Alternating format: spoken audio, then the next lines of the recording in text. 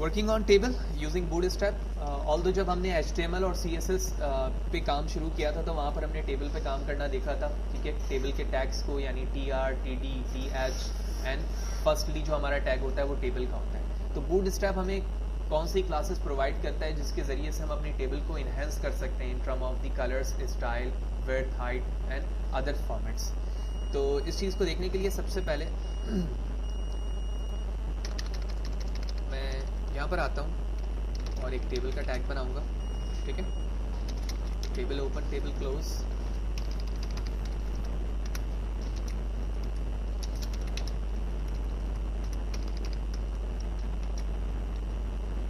Table heading, okay. तो एक table मैंने यहाँ पर डिज़ाइन कर ली है जिसके अंदर 3 टेबल हेडिंग है और 3 रॉज एंड कॉलम है, यानी 3 बाय 3 की ये टेबल मौजूद है, ठीक है। अब सबसे पहले हम इसके प्रीव्यू को देखते हैं। तो बिल्कुल ये सिंपल सा प्रीव्यू यहाँ पर शो कर रहा है। हेडिंग है और उसके बाद ये इसके 3 बाय 3 का जो डेटा मैंने लिखा है डमी तौर पे वो यहाँ पर मौजूद है। कोई बॉर्डर नहीं है जो कि HTML प्रोवाइड नहीं करता डिफ़ॉल्ट तौर पे, ऑल्दो आप एट्रीब्यूट यूज़ करें, दैट्स अनदर थिंग। तो सबसे पहले मैं टेबल पर आता हूँ और यहाँ पर क्लास लिखेंगे हम equal sign inverted comma table. तो आप देख रहे हो table, table active, bordered, less and so on. तो सबसे पहले मैंने टेबल लिया जो कि एक इंडिविजुअल क्लास है। Control S, web browser, refresh.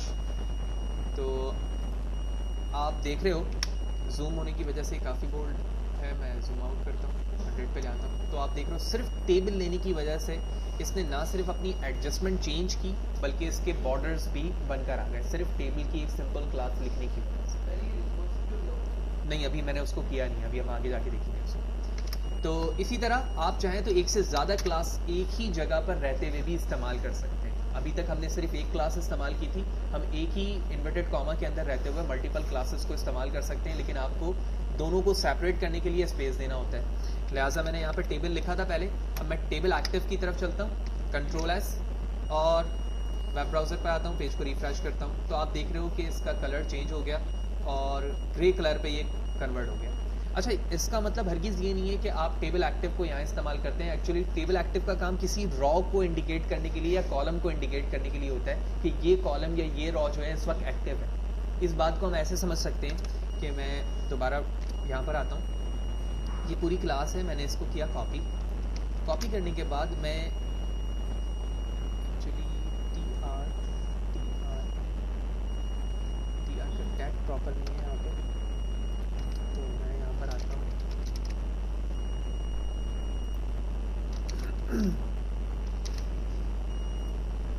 और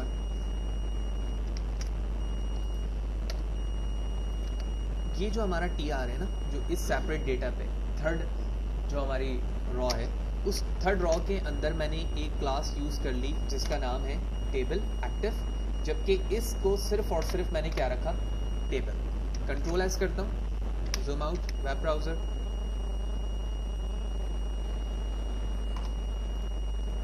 refresh the page and successfully आप देख रहे हैं कि मैं इस टेबल को एक्टिव नहीं दिखाना चाह रहा था बल्कि सिर्फ और सिर्फ टेबल के इस रॉ को दिखाना चाह रहा था।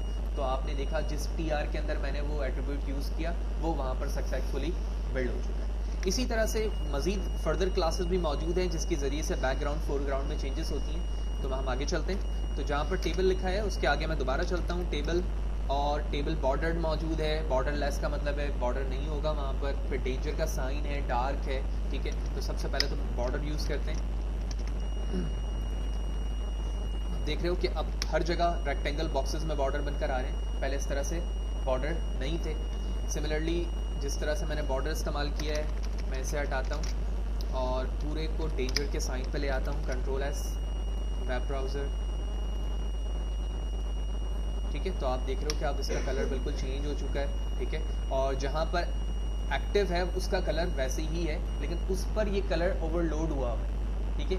लेकिन उसने अपने कलर को डार्क रख कर दिखाया हुआ है कि यहाँ पर एक सेपरेट क्लास इस्तेमाल की गई है जिसकी वजह से इसका कलर थोड़ा सा चेंज है। इसी तरह आगे चलते हैं।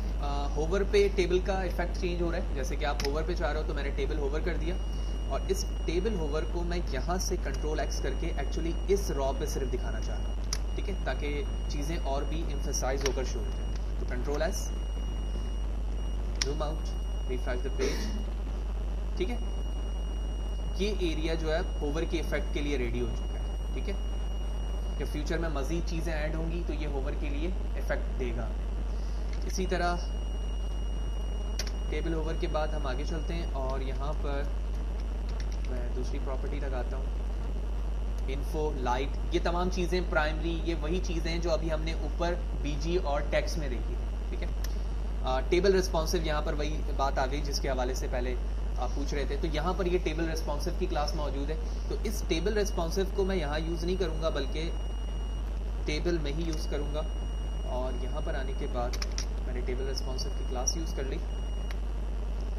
कंट्रोल एस करता हूँ, वेब ब्राउज़र पे आता हूँ, पेज को रिफ्रेश करता हूँ और इसके बाद मैं एडजस्ट करता हूँ। तो अब आप देख रहे हो कि पहले ही जब मैंने इसको रिस्पॉन्सिव दी थी तो इसने खुद ब खुद अपने साइज़ को क्या कर लिया था, कम कर लिया था, ठीक है। पहले ये डेटा यहाँ पर मौजूद था लेकिन अब इसने खुद ब खुद एडजस्ट करके अपने आप को अपने टेक्स्ट के रिस्पेक्ट से साइज़ दे लिया है। अब यकीनी तौर पे जब स्क्रीन छोटी होगी तो वो खुद ब खुद ऑलरेडी एडजस्ट है, तो वो यहाँ पर हमें उतने ही एरिया पे दिख रहा है।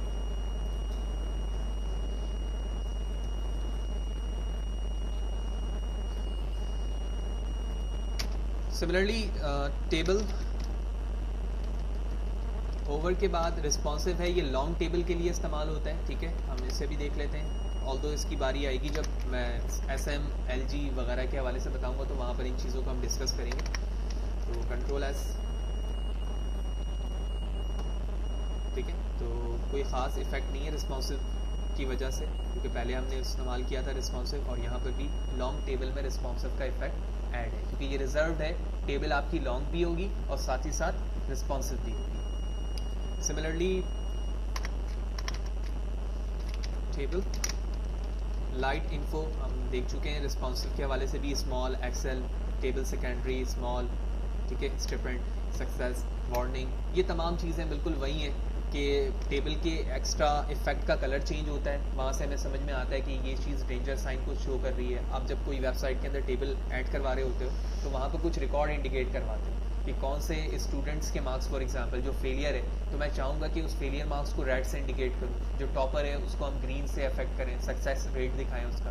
तो वहाँ पर इन चीज़ों को, इन क्लासेस को हम यूज़ कर रहे होते हैं। इसी तरह कोई बिजनेस स्ट्रैटेजी है, बिजनेस ग्राफ है कि कहाँ पर किस चीज़ के प्रोडक्ट की वैल्यू डाउन हो रही है, कहाँ पर अप हो रही है, तो वहाँ पर इन क्लासेस को यूज़ करके टेबल पर आप उसके इफेक्ट को शो कर रहे होते हैं। कंट्रोल एस, सक्सेस को भी देखते हैं,